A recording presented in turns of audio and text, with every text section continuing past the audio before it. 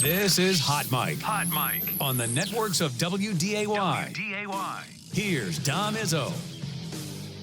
Welcome back, everybody. Hour 2 on a busy Wednesday morning, ready to rock and roll here. Again, we got our Bison Media Zone show coming up about a half hour. Much more on the basketball victory over Butler and a closer look at the other quarterfinal games coming up in just a little bit. We mentioned, obviously, NDSU football is back home for a quarterfinal game on Saturday. You'll see it on WDAY, 2:30 kickoff. The Mercer Bears making their first trip to Fargo. They were in Brookings, South Dakota last year. Now they'll come to Fargo for a quarterfinal game. The voice of the Mercer Bears joins us. Mr. Rick Cameron is good enough to give us a few minutes here on this Wednesday. He's called Mercer since they came back to the field. He was on the call of the Mercer-Duke men's basketball upset, which I'm sure you got a few more fans anytime Duke loses. It goes over well. It's great to see you. Thanks for the time. And give us the little I think there's probably a perception. There's a lot of football fans that know about Mercer. They just maybe not know where Mercer is. Have you run into that a lot?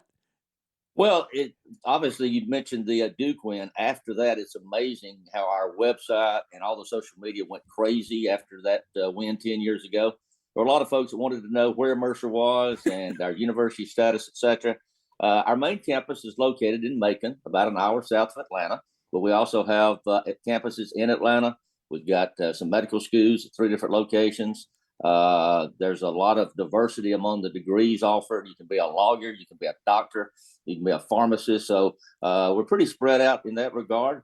We'd like to consider or think Mercer's a high academic institution. Certainly, if you come to Mercer, you need to be a true student athlete because we do value the education process.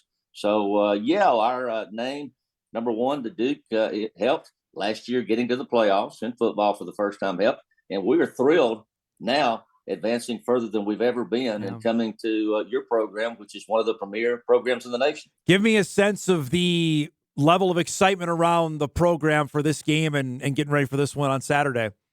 Well, I think it's almost like every week we say this is a historic week. It was historic the week that we played Furman because we needed that win for the first time to win the conference championship outright.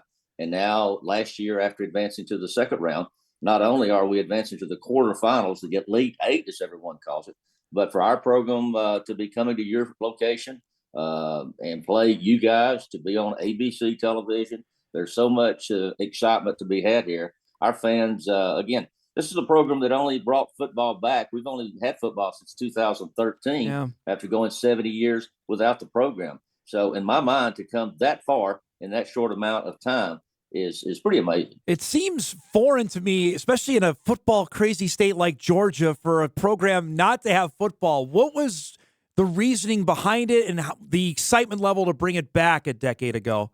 Well, I can't tell you why it went away back in the 40s, but I can tell you that our president, Bill Underwood, and several of the trustees back in the 2008, 9, 10 era were discussing, you're right. Football is a passion in the South. You've got the Georgias, the Tennessees, the Alabamas of the world, and not too far away from us.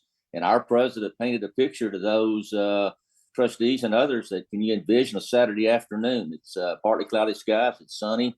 A team comes from the Big East or wherever, the Ivy League, and a college football Saturday afternoon, and the notion took off. The other thing I think that was very important was there's a lot of high school talent in Georgia. And even though you've got Georgia and Tech and Alabama all close by recruiting, there's enough football talent on the high school level that you can still recruit quality players. I look at it, when we were talking about this, the Bison opponent last week was Abilene Christian with 20-some-odd Division I football teams in Texas. I think you have 8 in Georgia. Obviously you have Georgia. You've got Georgia Tech. We know Georgia Southern. They've been up here. Kennesaw is now move up. What is the fight for players, Rick, to get them to come to Mercer? Well, I think, again, you have so many. And, of course, Georgia is not too far away from us, only about an hour and a half up the road. Takes an hour up toward Atlanta. Of course, Alabama's not that far. We played those guys this year. So there's just enough talent to go around. And plus, you bring in a head coach like Mike Jacobs, who was an offensive lineman in his college days at Ohio State. You've got other assistant coaches that bring that contact of where they've been and how they've recruited. And you bring all that together, the other areas the coaches have been in, and you combine that with the local talent, and certainly it gives you an opportunity to get some qualified players. I know the first year we were not scholarship football. Yeah. It was literally just go get recruits because we played in the Pioneer League, a non-scholarship league. And I think most of those guys that first year, you take our quarterback, John Russ, who was a phenomenal player, maybe if he'd have been 2 inches taller, he might have gone to Georgia Tech. But because he was maybe 5'11", border 6 feet, Mercer was a great opportunity. So I think there's a small margin, especially now, of what players go to the FBS and certainly FCS. Rick, NDSU fans are used to SoCon teams. We've seen East Tennessee State. We've seen Samford. We've seen Furman. Is Mercer in that build, or is this a separate team this year that we're going to see on Saturday? Well, I think our team, defense, complementary football. Coach Jacobs from day one came in, run the football, stop the run, protect the football, take away the football. But primarily, if you look at our numbers, the complementary football, much of that starts with the defense. Just like last week's game, we struggled the first half to get a touchdown. We get a pick six, and that touchdown was another defensive touchdown. This team has been fortunate. They lead the nation in defensive touchdowns.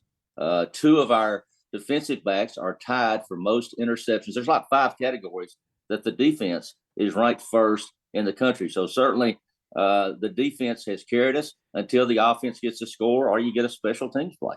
I saw that, and I was watching back your game with East Tennessee State and Western Carolina, where those are crazy games, but defense led to your offense making plays.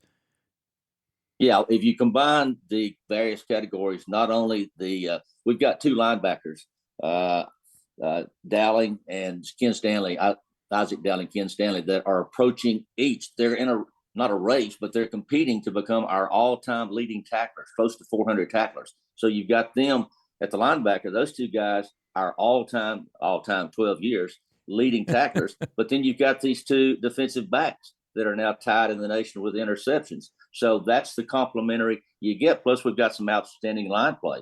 When the Southern Conference Awards were named after the end of the regular season, Mercer was fortunate to have not only the Coach of the Year, the Offensive Player of the Year, the Defensive Player of the Year, and the Freshman Player of the Year, who was a defensive lineman. It's pretty good. Give us, for Bison fans, are going to find TJ Moore. You're not going to be able to miss him defensively. What makes him such a standout? He's a finalist he's invited to Frisco for the Buchanan Award.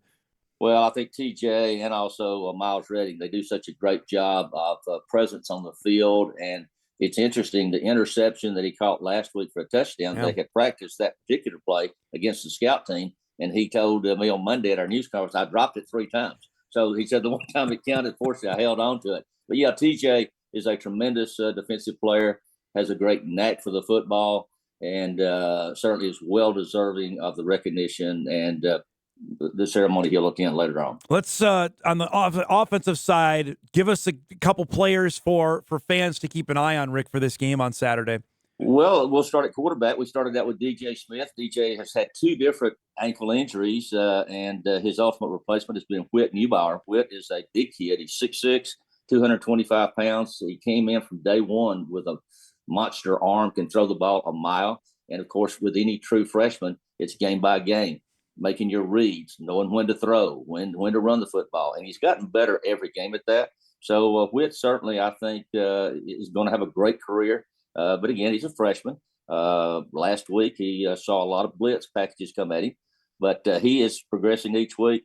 At running back, we've got 4 backs who will see action. Dwayne McGee came to Mercer with Coach Jacobs from Lenore Ryan. He got about 1,200 yards rushing. He, with that, became our all-time leading rusher for one season. Receivers, you got a combination there. Braden Smith has been our all-purpose guy, not only receiving, punt returns, kick returns. He's been slowed down the last 2 or 3 weeks with a hamstring. Did play last week. I don't know how close to 100%. He's not quite there yet, but he did play last week. And then Keelan Parsons, Kendall Harris have had huge games. But the last 2 games, it's been a Jate Dabbs, number 18, who had tremendous catches against Furman. Interesting, the day before the Furman game, Dabbs dislocated a finger. Oof. So they popped it back in place. He caught 8 passes and 2 touchdowns the next day. So they've been threatening him. We're going to break your finger every day before the game if you're going to have that kind of production. I'm infinitely jealous of your future schedule. As I was looking before you came on, next year you go to Princeton, which I was just clamoring for the Bison to play an Ivy League school, and then you play Auburn. That's both ends of the spectrum next year. Yeah, we've actually played Auburn twice already, and we actually went to the Yale Bowl a couple of years ago. Played Yale, and that's a return to Princeton. But over the brief time we brought football back, we played Alabama 3 times, we played Georgia Tech, we played Memphis, we played Auburn now 3 times. So we've kind of spread it around. But you're right, we're going both ends of the spectrum. And again, I think it in the eyes of the university, it just increases that visibility that you need for fan support and for recruiting. 2 last things for you. Fan support. What do you imagine people? It's a long way. What do you think is going to be here on Saturday? I think everybody that possibly can be there will. Now, having said that, it is a long way, but I know our folks are very much excited. I know that we have had some great crowds on the road. Alabama, we had a large section there mixed in with 100,000 Alabama folks. So I think every possible parent, family, and friend, and faculty and staff that can be there will. I'm interested. NDSU is so used to, Rick, being on national TV. This is a huge deal. How big a deal can this be for? It's ABC. It's network television on Saturday. Well, I think you're right. We have had some brief, not national television like this. I think literally you can go back to that NCAA game when we beat Duke. Really our last national exposure. So this is folks really excited. It's got our players excited. Again, you can't buy this sort of publicity you can get. Now, what we hope, I think I shared with some folks, man, this is a great opportunity for visibility. And they said, well, if we go out there and play well, it'll be good visibility. That's the next thing. We know without a doubt the history of your football program and a steep challenge. But again, our guys are just excited for the opportunity to come on the national stage and play you guys. How much did they take out of the game last year in Brookings to learn what they've done this season, playing the national champs last year? Yeah, I think the defense is a key thing. Now, of course, Coach Cronick was here. Then Drew Cronick went on, became Navy's coordinator. So Mike Jacobs came in the new coach. But I think that defensive room, the guys we've been talking about with the veterans, I think you combine the experience from last year going to South Dakota. You take playing Alabama and Tuscaloosa. I think that has built the mindset.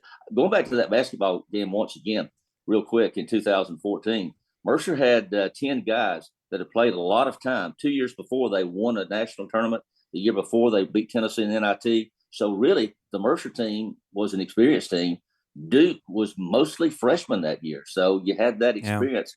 And now we don't have that kind of advantage now. I'm not saying that whatsoever. I just, to answer your question, yes, I think those guys who made the trip last year will tell you that certainly bodes well for making this trip, that, hey, it's not our first time ever. It is our second time, and let's see if we can't raise that bar a little bit higher. Rick, this was awesome. Thanks so much for giving us a window into Mercer. Safe travels. Look forward to seeing you on Saturday, okay? Absolutely. I would ask one thing, just raise that temperature a little bit before we get there. It's going in a better direction by the time you guys get here, okay? Thank you very much. There he goes. Rick Cameron, the voice of the Mercer Bears. He's been calling football since they came back in 2013. He was on the call of that win. Remember that now when Mercer knocked off Duke in the first round of the NCAA tournament back a decade ago. Good stuff there. We'll break. We come back. We've got some emails to read. We'll wrap things up. We've got our Bison Media Zone Spectacular coming up as well at about 10:30. Back on Hot Mic right after this.